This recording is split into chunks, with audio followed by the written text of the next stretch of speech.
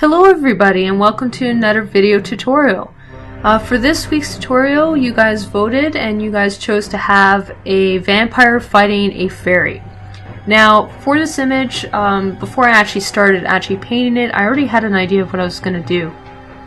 Now because a fairy is generally typically much smaller than a vampire and by itself is less powerful, I wanted to have an almost flock-like or pack-like ability to these fairies.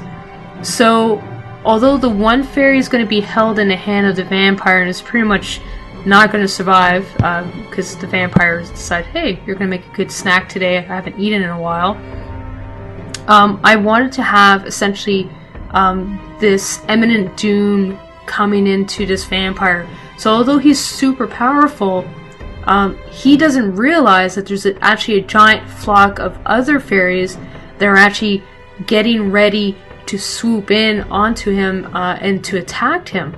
And because of their numbers, you can't tell who's actually going to win. So to give this first impression, what I did is I roughed out the character as I would normally.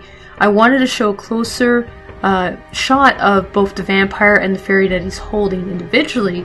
But further in the background, coming away from the trees, it looks like a swarm. And the way I achieved that really roughly is I just used a porous brush that actually simulates human pores to give a texture effect of dots so that it looks like I could add some wings and other details later on to make it look like the actual swarm of fairies. So what I'm doing right now is I'm just using the textured brush I've been using for the past couple weeks to draw in the details for the vampire. Since the vampire is the largest subject matter in this image, I do have to spend quite a bit of time just to make sure that the anatomy is correct before I can actually move on to the background elements and the fairy that he's also holding. Now, you can see I've also skipped over some of the roughing out part of the details. You've seen me do that quite a few times. So I did want to show more of me actually adding some of the anatomy instead and how I actually approach the flock behind him later on. So right now I'm just adding and playing around with the details of the rib cage to help show that there is a lot of anatomy, a lot of strength in this character. Because he's a vampire and he survives off drinking blood, it only makes sense that his body would technically be more toned. It doesn't have to hold as much fat. Or the type of fat that they hold would be different than a human's because we do have to eat a lot of carbs and stuff, so that would be different for his makeup. Now, initially when I started sketching out the vampire, I did approach it in a way as to make him more human-like. But I decided since I've done so many human-like vampires, it just made sense to do something that was a little bit more animalistic and more in tune with something that's a little bit darker themed as well. So I do want to show essentially the two contrasting elements between these two types of characters. The fairies aren't necessarily good creatures. Generally they're more mischievous more than anything else. But in this case I wanted to make the vampire really look like the bad guy in the scene and essentially balance out both light and dark elements.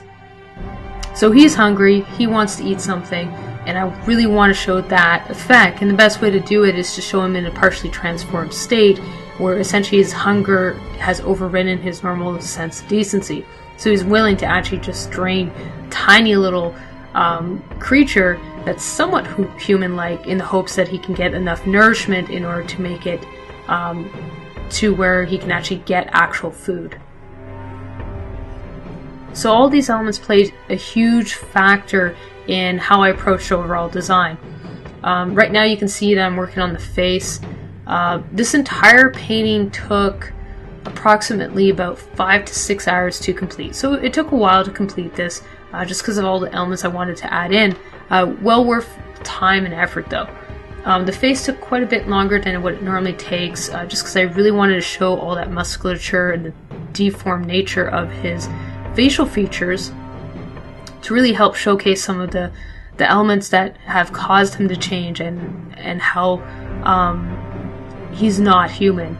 First and foremost, he is not human. He doesn't look entirely human, so those traits are really important for me to emphasize. Just working on the arm details. I'm just trying to show good foreshortening in certain areas, and really working on getting the overall anatomy correct, so that when I move on to the details in the background, I'm not going to be distracted by the character's details and having to refine them later on. So I've just started working on the fairy. As you can see, he's smaller, and since the fairy is smaller, I don't have to add as much information. The character's hand is also not a huge focus, so I'm not going to spend too much time on it, because you're not actually going to pay as much attention to it anyway, because of where it's located. And once I darken the image up, you won't see too much of that information. Just adding the horn elements,